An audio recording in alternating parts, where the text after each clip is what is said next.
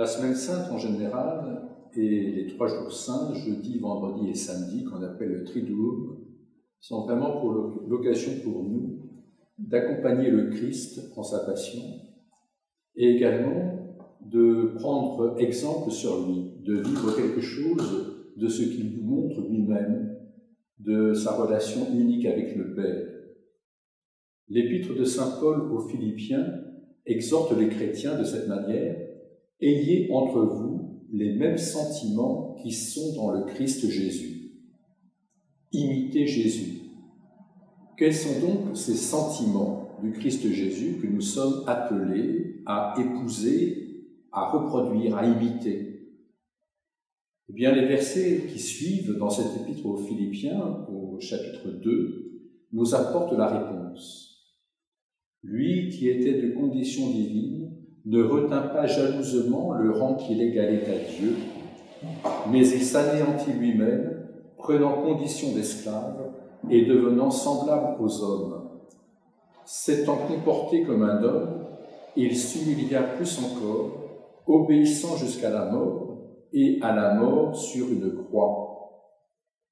Humilité, obéissance, mort, ce sont donc les conditions de la conformité au Christ. Son premier abaissement, c'est l'incarnation, par laquelle il vient partager notre humanité en toutes choses, hormis le péché. Son deuxième abaissement, c'est l'obéissance filiale à l'égard du Père et à l'égard de la mission qu'il reçoit de lui. Et son troisième et ultime abaissement, c'est cette obéissance jusqu'à la mort sur une croix. Jésus montre ainsi la vérité de ce qu'il nous dit par ailleurs: « Mettez-vous à mon école, car je suis doux et humble de cœur. » Et encore, il n'y a pas de plus grand amour que de donner sa vie pour ceux qu'on aime. Il y a ici quelque chose de tout à fait spécifique à la révélation chrétienne et qui va, je pense, à l'encontre d'une pente naturelle de notre esprit et de nos désirs. L'humilité n'est pas naturelle et nous savons combien elle demande d'efforts et elle disparaît d'une certaine manière comme l'horizon qui recule à mesure qu'on avance vers lui. Personne, sans prêter à rire, ne peut dire à la première personne du singulier « je suis humble ». Tout de suite, il passera évidemment pour un orgueilleux. C'est une affirmation qui apparaît tout à fait contradictoire. Et pourtant, il en est un qui peut dire, sans être contredit, sans être démenti: « Apprenez de moi que je suis doux et humble de cœur », c'est Jésus, Jésus de Nazareth, Jésus le Christ. Les philosophes de l'Antiquité ont beaucoup parlé de vertu. Ils en ont même signalé 4 comme principales: la prudence, la justice, la force et la tempérance. Mais ils n'ont pas signalé l'humilité comme une vertu. Et le mot même de vertu, qui est associé au bien moral et au bonheur, évoque finalement une certaine force, une force d'âme, vrai, mais bien différente de la faiblesse qu'évoque l'humilité. Et nous voyons bien dans notre monde contemporain que les valeurs spontanées de ce monde dans lequel nous vivons exaltent la réussite, la puissance. Eh bien, la révélation nous dit quelque chose d'autre, quelque chose en quelque sorte de contraire. Les préférés de Dieu ne sont pas les riches et les puissants. Nous l'entendons dans l'Évangile: « Malheur aux riches, Dieu résiste aux orgueilleux. » Et au contraire, « Bienheureux ceux qui ont une âme de pauvre, Dieu exalte les humbles. » Les pauvres, les humbles, les petits, les enfants, voilà ceux à qui est promis le royaume, c'est-à-dire l'union définitive au Seigneur, qui est source du bonheur plénier. Le philosophe Nietzsche l'avait bien vu. lui qui dénonçait dans le christianisme l'obstacle à sa doctrine de l'exaltation de la force de l'homme supérieur, du surhomme. Dans son pamphlet intitulé « L'Antéchrist », il rend hommage, d'une certaine manière, peut-être involontairement, au Christ. Le philosophe déteste l'humilité du Christ, mais il ne conteste pas celle-ci. Et d'une certaine manière, il lui rend hommage à un titre éminent, à un titre unique.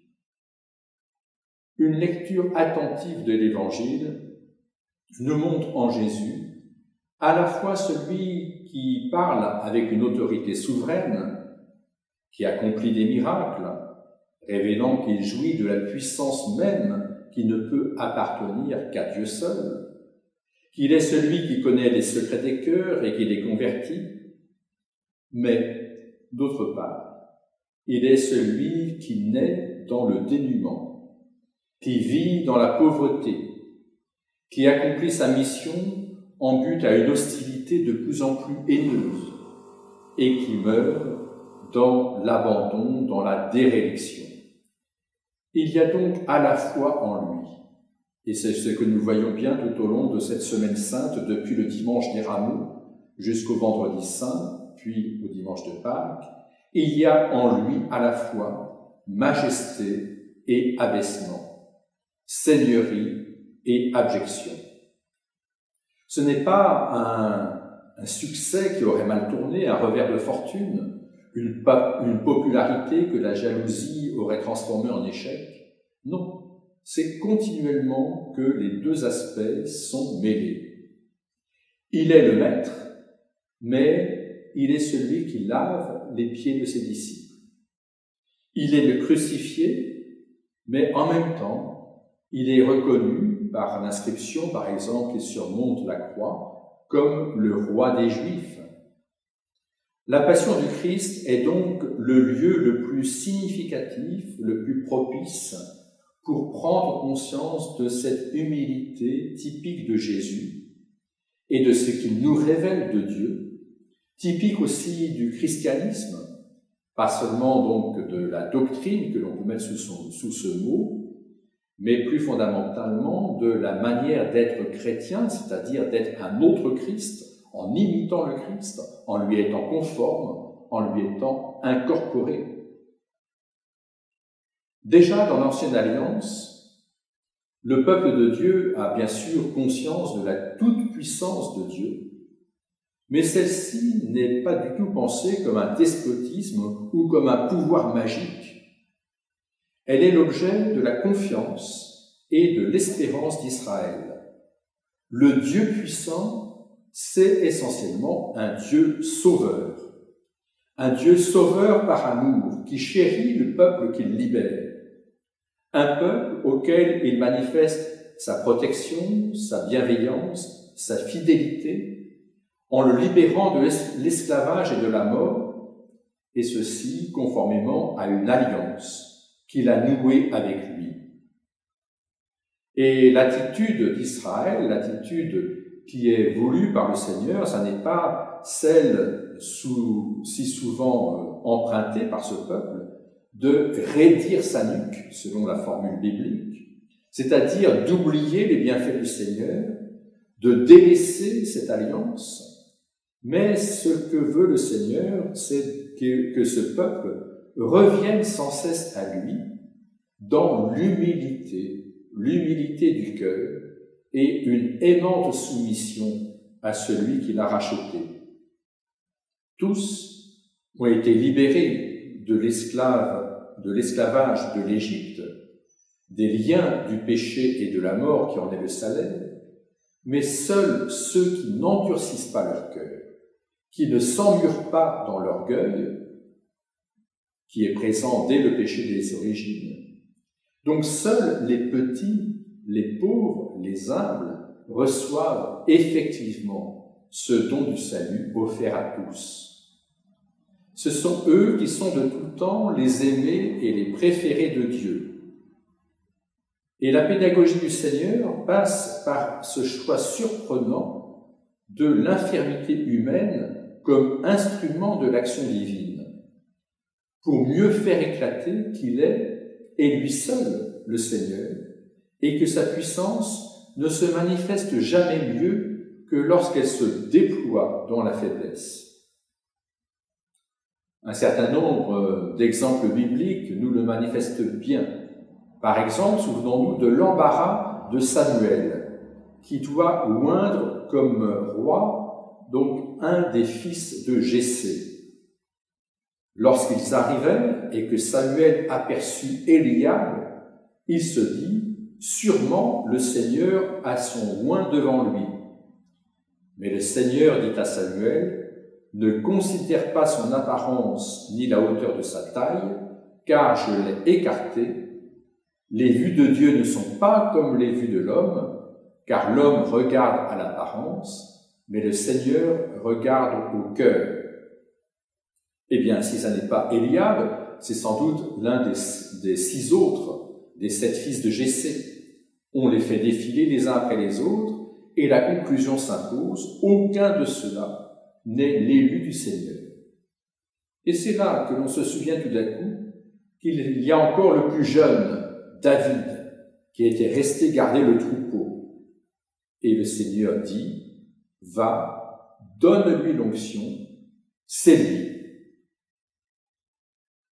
D'autre part, un autre passage aussi bien connu, c'est l'invocation de certains prophètes de leur inaptitude à parler. Eh bien, celle-ci n'est pas une excuse pour se soustraire à la mission de prophète, pas plus que la jeunesse ne l'était pour être exclue de l'onction. Moïse, par exemple, en fait l'expérience. Moïse dit au Seigneur, « Excuse-moi, mon Seigneur, je ne suis pas doué pour la parole, ni d'hier, ni d'avant-hier, ni même depuis que tu adresses la parole à ton serviteur, car ma bouche et ma langue sont pesantes. » Le Seigneur lui dit, « Qui a doté l'homme d'une bouche? Qui rend muet ou sourd, clairvoyant ou aveugle? N'est-ce pas moi, le Seigneur? Va maintenant, je serai avec ta bouche, et je t'indiquerai ce que tu devras dire. » Moïse essaye encore de s'échapper. Il dit encore, « Excuse-moi, mon Seigneur, envoie, je t'en prie, qui tu voudras. » La colère du Seigneur s'enflamma contre Moïse, et il dit, « N'y a-t-il pas Aaron, ton frère, le Lévite? Je sais qu'il parle bien, lui. Le voici qui vient à ta rencontre. Et à ta vue, il se réjouira en son cœur. Tu lui parleras, et tu mettras les paroles dans sa bouche. Moi, je serai avec ta bouche, et avec sa bouche, et je vous indiquerai ce que vous devrez faire. C'est lui qui parlera pour toi au peuple, il te tiendra lieu de bouche, et tu seras pour lui un Dieu. » De même encore, quant à la vocation du prophète Jérémie, « Ah, je dis, ah Seigneur, vraiment je ne sais pas parler car je suis un enfant. » Mais le Seigneur répondit, « Ne dis pas, je suis un enfant, car vers tous ceux à qui je t'enverrai tu iras, et tout ce que je t'ordonnerai tu le diras. N'aie aucune crainte en leur présence, car je suis avec toi pour te délivrer, oracle du Seigneur. » On peut penser encore à ce bel épisode où le Seigneur réduit l'armée de Gédéon de 32 000 hommes à 10 000, puis à 300, pour que la victoire du peuple de Dieu sur les Madianites soit attribuable non à une supériorité militaire d'Israël, mais au Seigneur lui-même. Et en définitive, ce que l'on voit dans tous ces exemples, c'est que c'est tout le peuple qui est appelé à l'humilité. On lit chez le prophète Sophonie, « Je ne laisserai subsister en son sein qu'un peuple humble et modeste, et c'est dans le nom du Seigneur que cherchera refuge le reste d'Israël. » Le déploiement de la puissance divine dans la faiblesse humaine, la prédilection du Seigneur pour les petits se trouve bien réunie dans la célèbre prière de Judith.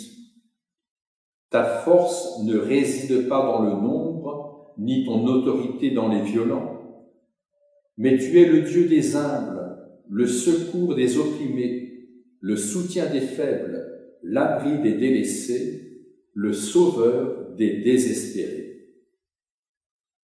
L'humilité apparaît parmi d'autres comme une qualité d'âme fondamentale du juste, bien préférable, selon le prophète Michée, à des pratiques cultuelles extérieures. Avec quoi me présenterai-je devant le Seigneur? Me prosternerai-je devant le Dieu de là-haut? Me présenterai-je avec des holocaustes, avec des veaux d'un an? Prendra-t-il plaisir à des milliers de béliers, à des libations d'huile par torrent? Faudra-t-il que j'offre mon aîné pour prix de mon crime, le fruit de mes entrailles pour mon propre péché? On t'a fait savoir, homme, ce qui est bien, ce que le Seigneur réclame de toi, rien d'autre que d'accomplir la justice, d'aimer la bonté et de marcher humblement avec ton Dieu. De marcher humblement avec ton Dieu. Michée, chapitre 6. Parmi les grandes figures de l'Ancien Testament, un bel exemple est fourni dans la personne de Moïse, dont le livre des Nombres déclare: Moïse était un homme très humble, l'homme le plus humble que la terre ait porté. L'éloge que l'Écriture fait de l'humilité s'accompagne d'une promesse pleine de sens pour les fils d'Israël en marche vers la terre promise, ruisselante de lait et de miel. La même promesse, d'ailleurs, vaut pour deux catégories si proches, les humbles d'une part, les doux d'autre part, qu'elles étaient associées, nous l'avons entendu, en Jésus, doux et humble de cœur. Promesse d'hériter de la terre, c'est-à-dire du royaume. Les humbles posséderont la terre, réjouis d'une grande paix. Psaume 37. Heureux les doux, car ils posséderont la terre. Matthieu chapitre 5. Le livre des Proverbes annonce aussi aux humbles d'autres bienfaits. Chez les humbles se trouve la sagesse, et l'orgueil de l'homme l'humiliera. Qui est humble d'esprit obtiendra de l'honneur. Il existe aussi un lien entre l'humilité et la jubilation, cette expression de la joie de vivre en Dieu et pour Dieu. Ô vous, saints et humbles de cœur, bénissez le Seigneur, chantez-le, exaltez-le éternellement. Livre de Daniel. Je bénirai le Seigneur en tout temps, sa louange sans cesse à ma bouche. Dans le Seigneur mon âme se loue, qu'ils écoutent les humbles, qu'ils jubilent. Psaume 34. Ils ont vu, les humbles, ils jubilent. Chercheurs de Dieu, que vive votre cœur. Psaume 69. Ce sont donc ici clairement les humbles qui voient, qui entendent Dieu, qui font de lui leur délice, qui jubilent. L'humilité mène ainsi à l'espoir et à la joie, tout comme l'orgueil au désespoir et à la tristesse. Le bonheur n'est pas dans la révolte, mais dans l'obéissance cordiale et filiale. Si l'humilité est comme le nœud d'un lien si privilégié avec le Seigneur, cela se vérifie dans l'exaucement que Dieu offre à la prière des humbles. On le voit par exemple dans l'attitude de Jésus par rapport à la demande d'une femme syrophénicienne en faveur de la guérison de sa fille, alors que Jésus lui rétorque « Laisse d'abord les enfants se rassasier, car il ne sied pas de prendre le pain des enfants et de le jeter aux petits chiens », il ne résiste plus lorsqu'elle lui réplique « Oui, Seigneur, et les petits chiens sous la table mangent les miettes des enfants ». Une parole qui est à la fois pleine de confiance et d'humilité. Et les livres sapientiaux l'affirment sans ambiguïté, Le désir des humbles, tu l'écoutes. Seigneur, tu affermis leur cœur. Tu tends l'oreille pour juger l'orphelin et l'opprimé. La prière de l'humble pénètre les nuées. Tant qu'elle n'est pas arrivée, il ne se console pas. Et l'enseignement même de Jésus en donne une célèbre confirmation dans la parabole du publicain et du pharisien. Citation, il dit encore à l'adresse de certains qui se flattaient d'être des justes et n'avaient que mépris pour les autres, la parabole que voici. 2 hommes montèrent au temple pour prier, l'un était pharisien et l'autre publicain. Le pharisien debout priait ainsi en lui-même, « Mon Dieu, je te rends grâce de ce que je ne suis pas comme le reste des hommes qui sont rapaces, impies, adultères, ou bien encore comme ce publicain. Je jeûne 2 fois la semaine, je donne la dîme de tout ce que j'acquiers. » Le publicain, se tenant à distance, n'osait même pas lever les yeux au ciel, mais il se frappait la poitrine en disant « Mon Dieu, aie pitié du pécheur que je suis. » Je vous le dis, ce dernier descendit chez lui justifié, l'autre non. Car tout homme qui s'élève sera abaissé, mais celui qui s'abaisse sera élevé. On le voit bien, l'humilité prend ici la forme de la conscience de son propre péché et de la confiance dans la miséricorde de Dieu. Du reste, l'un et l'autre vont ensemble. Seul celui qui se confie en Dieu peut oser se savoir misérable. Cela se traduit de manière concrète par une protection à l'égard des défavorisés et une malédiction à l'égard de tous ceux qui les oppriment ou les négligent. Citation du livre d'Ésaïe. « Malheur à ceux qui décrètent des décrets d'iniquité, qui écrivent des rescrits d'oppression pour priver les faibles de justice et frustrer de leurs droits les humbles de mon peuple, pour faire des veuves leur butin et dépouiller les orphelins. » Dans la relation même entre l'homme et Dieu, beaucoup se joue donc sur l'humilité. Dès avant le Magnificat, c'est un leitmotiv de l'Ancien Testament que ce fait que Dieu se refuse aux orgueilleux mais se donne aux humbles. Le Seigneur soutient les humbles, jusqu'à terre il abaisse les impies. Le Seigneur a déraciné les orgueilleux et planté à leur place les humbles. Toi qui sauves le peuple des humbles et rabaisse les yeux hautains. Cette vérité, nous le savons bien, sera au cœur de cette exultation de la Vierge Marie, l'humble servante du Seigneur, dans son Magnificat. Il a dispersé les hommes au cœur superbe, il a renversé le potentat de leur trône et élevé les humbles. Ce sera d'ailleurs une des caractéristiques du Messie, que de rétablir la justice envers les faibles et les humbles. Le fameux chapitre 11 d'Isaïe, après avoir présenté l'Esprit comme reposant avec ses 7 dons sur un Messie descendant de David, proclame « Il jugera les faibles avec justice, il rendra une sentence équitable pour les humbles du pays. » Le prophète Zacharie s'exclame « Exulte avec force, fille de Sion, crie de joie, fille de Jérusalem. Voici que ton roi vient à toi.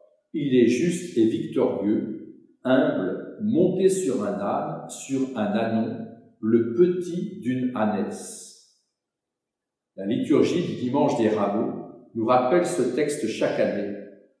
Et ce texte, nous le savons aussi, se trouve explicitement appliqué à Jésus au moment de son entrée à Jérusalem.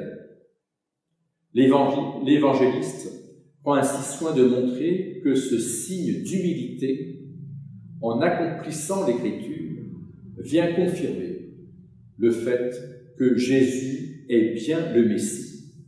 Et c'est d'autant plus important que nous le savons bien, certains imaginaient le Messie sous les attributs de la puissance qui convient à un libérateur. Et pourtant, il ne manque pas de textes de l'Ancien Testament qui le décrivent sous les traits de l'humilité. Et la Semaine Sainte est l'occasion de méditer tous ces textes, spécialement, par exemple, le 4e chant du serviteur d'Isaïe. Citation. « Voici que mon serviteur prospérera. Il grandira, s'élèvera, sera placé très haut.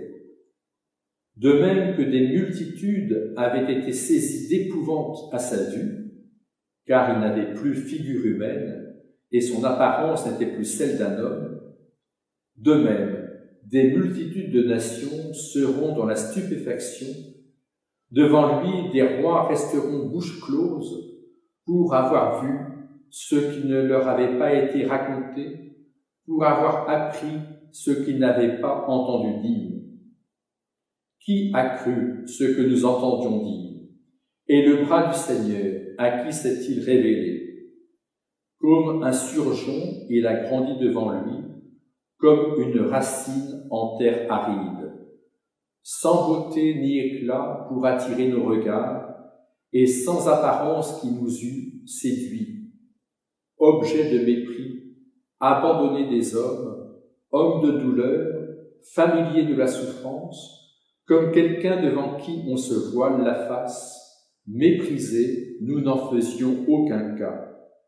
Or, ce sont nos souffrances qu'il portait et nos douleurs dont il était chargé. Et nous le considérions comme puni, frappé par Dieu et humilié. Mais lui, il a été transpercé à cause de nos crimes, écrasé à cause de nos fautes. Le châtiment qui nous rend la paix est sur lui, et dans ses blessures nous trouvons la guérison. Tous, comme des moutons, nous étions errants, chacun suivant son propre chemin, et le Seigneur a fait retomber sur lui nos fautes à tous. Maltraité, il s'humiliait, il n'ouvrait pas la bouche, comme l'agneau qui se laisse mener à l'abattoir, comme devant les tondeurs une brebis muette, il n'ouvrait pas la bouche. Par contrainte et jugement, il a été saisi. Parmi ses contemporains, qui s'est inquiété qu'il ait été retranché de la terre des vivants, qu'il ait été frappé pour le crime de son peuple? On lui a donné un sépulcre avec les impies, et sa tombe est avec le riche, bien qu'il n'ait pas commis de violence et qu'il n'y ait pas eu de tromperie dans sa bouche. Le Seigneur a voulu l'écraser par la souffrance. S'il offre sa vie en sacrifice expiatoire, il verra une postérité, il prolongera ses jours, et par lui, la volonté du Seigneur s'accomplira. À la suite de l'épreuve endurée par son âme, il verra la lumière et sera comblé. Par sa connaissance, le juste, mon serviteur, justifiera les multitudes en s'accablant lui-même de leurs fautes. C'est pourquoi il aura sa part parmi les multitudes et avec les puissants, il partagera le butin parce qu'il s'est livré lui-même à la mort et qu'il a été compté parmi les criminels alors qu'il portait le péché des multitudes et qu'il intercédait pour les criminels. Livre d'Isaïe au chapitre 52, à partir du verset 13, jusqu'au chapitre 53, verset 12, texte très important dans lequel nous voyons une correspondance si étroite avec ce que Jésus souffre pour nous au cours de sa passion. Jésus est à la fois donc maître et modèle d'humilité. Dans ses paroles, il ne craint pas d'être démenti lorsqu'il affirme « J'honore mon Père, je ne cherche pas ma gloire ». Et sa prière à Gethsémani ne dit pas autre chose. « Abba, Père, tout est possible. Éloigne de moi cette coupe, pourtant pas ce que je veux, mais ce que tu veux. » Correspondance parfaite donc de sa volonté à celle du Père, qui n'est possible que moyennant une humble obéissance et un amour filial. Dans son enseignement, Jésus précise que ce sont d'ailleurs les petits, les humbles, qui reçoivent l'intelligence intérieure de l'Évangile. Je te bénis, Seigneur du ciel et de la terre, d'avoir caché cela aux sages et aux intelligents et de l'avoir révélé aux tout petits. Oui, Père, car tel a été ton bon plaisir. Matthieu chapitre 11.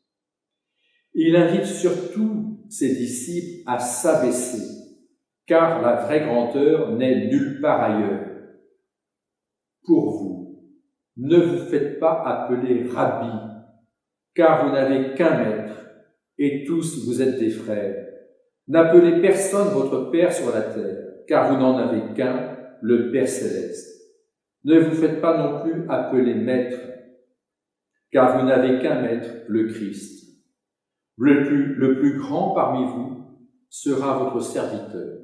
Quiconque s'élèvera sera abaissé, et quiconque s'abaissera sera élevé. Ailleurs, là c'était au chapitre 23 de saint Matthieu, ailleurs, à l'encontre des projets de promotion, de réussite, d'avancement, de désir de grandeur bien humain, il vante à ses disciples la simplicité de l'enfant. C'est en saint Marc. Ils vinrent à Capharnaüm, et une fois à la maison, il leur demandait « De quoi discutiez-vous en chemin ?» Eux se taisaient, car en chemin, ils avaient discuté entre eux qui était le plus grand.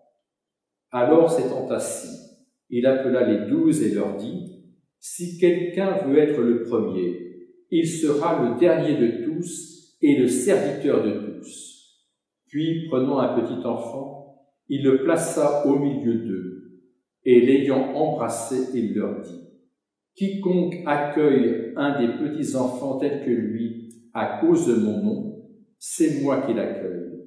Et quiconque m'accueille, ce n'est pas moi qui l'accueille, mais celui qui m'a envoyé. » Marc chapitre 9. Un autre passage du même évangile, selon saint Marc, présente des analogies et un complément utile. On lui présentait des petits enfants pour qu'il les touchât, mais les disciples les rabrouaient. Ce que voyant, Jésus se fâcha et leur dit « Laissez les petits enfants venir à moi. Ne les empêchez pas, car c'est à leur pareil qu'appartient le royaume de Dieu. En vérité, je vous le dis, quiconque n'accueille pas le royaume de Dieu en petit enfant n'y entrera pas. » Puis il les embrassa et les bénit en leur imposant les mains. Marc chapitre 10. Pour accueillir Dieu, il faut donc accueillir Jésus. Et pour accueillir Jésus, accueillir l'enfant et accueillir le royaume en enfant. Cette estime de l'enfance comme modèle d'attitude spirituelle, en soi comme dans l'autre, est la clé de la vraie grandeur, non pas selon les regards humains, les regards du monde, mais selon le regard de Dieu. Cette grandeur est donc dans la petitesse, non pas d'une infirmité naturelle, mais d'une application à choisir la dernière place pour se faire serviteur. Si quelqu'un veut être le premier, il sera le dernier et le serviteur de tous. Eh bien, cette parole de Jésus, nous le savons, est illustrée d'une manière impressionnante par ce geste bouleversant par lequel lui qui est le maître choisit de laver le pied de ses disciples. Un geste tellement surprenant que Simon-Pierre ne le comprend pas et le refuse. Il émet une protestation. « Seigneur, toi me laver les pieds? Non, tu ne me laveras pas les pieds, jamais. » Ce qui lui vaut une réponse sévère, sans appel de Jésus. « Si je ne te lave pas les pieds, tu n'as pas de part avec moi. » Il faut donc accepter ce renversement des rôles. Jésus se met à notre service, lui le maître. Mais c'est un geste qui est lourd de symbolisme et de pédagogie. Quand il leur eut lavé les pieds, qu'il eut repris ses vêtements et se fut remis à table, il leur dit « Comprenez-vous ce que je vous ai fait? Vous m'appelez Maître et Seigneur, et vous dites bien, car je le suis. Si donc je vous ai lavé les pieds, moi le Seigneur et le Maître, vous aussi, vous devez vous laver les pieds les uns aux autres, car c'est un exemple que je vous ai donné pour que vous fassiez vous aussi comme moi j'ai fait pour vous. En vérité, je vous le dis, le serviteur n'est pas plus grand que le maître, ni l'envoyé plus grand que celui qui l'a envoyé. Sachant cela, heureux êtes-vous si vous le faites. Évangile selon saint Jean, chapitre 13. L'humilité du disciple de Jésus est donc, nous le voyons, très clairement orientée vers le service fraternel. On voit ici comment, en dérivant de conformité à Jésus, doux et humble de cœur, cette humilité nous procure la capacité de vivre le commandement nouveau donné par le Christ à ses disciples. Je vous donne un commandement nouveau, vous aimez les uns les autres. Comme je vous ai aimés, aimez-vous les uns les autres. À ceci, tous reconnaîtront que vous êtes mes disciples, si vous avez de l'amour les uns pour les autres. Aimer comme Jésus, c'est-à-dire en se donnant totalement. En effet, nul n'a plus grand amour que celui-ci, donner sa vie pour ses amis. L'expression de l'humilité, c'est le service, et celui est la forme concrète du don de sa vie. Le Christ l'enseigne très clairement à ses disciples. Les ayant appelés près de lui, Jésus leur dit « Vous savez que ceux qu'on regarde comme les chefs des nations dominent sur elles en maîtres, et que les grands leur font sentir leur pouvoir, il ne doit pas en être ainsi parmi vous. Au contraire, celui qui voudra devenir grand parmi vous sera votre serviteur, et celui qui voudra être le premier parmi vous sera l'esclave de tous. Aussi bien, le Fils de l'homme lui-même n'est pas venu pour être servi, mais pour servir et donner sa vie en rançon pour une multitude. » Évangile selon saint Marc, chapitre 10. La passion de Jésus est l'expression la plus haute de sa douceur et de son humilité. On le voit à la manière dont il accepte le baiser du traître Judas, alors que, par ailleurs, au dire de saint Jean, il n'ignorait rien de ce qui allait lui advenir. Peu après, il refuse toute défense violente, en désavouant l'apôtre Pierre qui a dégainé son glaive et tranché l'oreille droite du serviteur du grand prêtre. Il se laisse gifler par un garde, flagellé sur ordre de Pilate, raillé et frappé. Les soldats, tressant une couronne avec des épines, la lui posèrent sur la tête et ils la revêtirent d'un manteau de pourpre. Et ils s'avançaient vers lui et disaient « Salut, roi des Juifs !» et ils lui donnaient des coups. Lui, innocent, consent à subir une injuste condamnation à mort, et cela par le supplice infamant de la crucifixion. Il doit porter lui-même sa croix, vivre l'abandon de la part de ses plus proches, connaître la plus grande épreuve de la déréliction au cœur même de la singulière intimité qu'il a avec son Père. « Mon Dieu, pourquoi m'as-tu abandonné ?» Et son côté est percé par un coup de lance. L'humilité de Jésus, source et modèle de celle du chrétien, est, nous le savons aussi, à l'honneur dans les écrits apostoliques. Elle est par exemple prônée contre l'orgueil, plein d'une égale complaisance pour tous, sans vous complaire dans l'orgueil, attiré plutôt par ce qui est humble ne vous complaisez pas dans votre propre sagesse. Épître aux Romains, chapitre 12. Cette humilité nous prémunit contre toute arrogance par rapport à autrui, que chacun, par l'humilité, estime les autres supérieurs à soi. Épître aux Philippiens. Elle est énoncée au sein d'une liste de vertus auxquelles elle est intimement liée, vitalement, existentiellement. Par exemple, la miséricorde, la douceur et la patience est la reine de tous, à savoir la charité. Épître aux Colossiens. Vous donc, les élus de Dieu, ses saints et ses bien-aimés, revêtez des sentiments de tendre compassion, de bienveillance, d'humilité, de douceur, de patience. Supportez-vous les uns les autres et pardonnez-vous mutuellement si l'un a contre l'autre quelque sujet de plainte. Le Seigneur a pardonné, faites de même à votre tour, et puis par-dessus tout la charité en laquelle se noue la perfection. C'est encore cette humilité qui permet la paix, l'union et le refus de la vengeance. Épître aux Éphésiens. En toute humilité, douceur et patience, supportez-vous les uns les autres avec charité, appliquez-vous à conserver l'unité de l'esprit par ce lien qu'est la paix. Vous tous, en esprit d'union, dans la compassion, l'amour fraternel, la miséricorde, l'esprit d'humilité, ne rendez pas mal pour mal, insulte pour insulte. Première épître de Pierre. Et dans la même, revêtez-vous tous d'humilité dans vos rapports mutuels, car Dieu résiste aux orgueilleux, mais c'est aux humbles qu'il donne la grâce.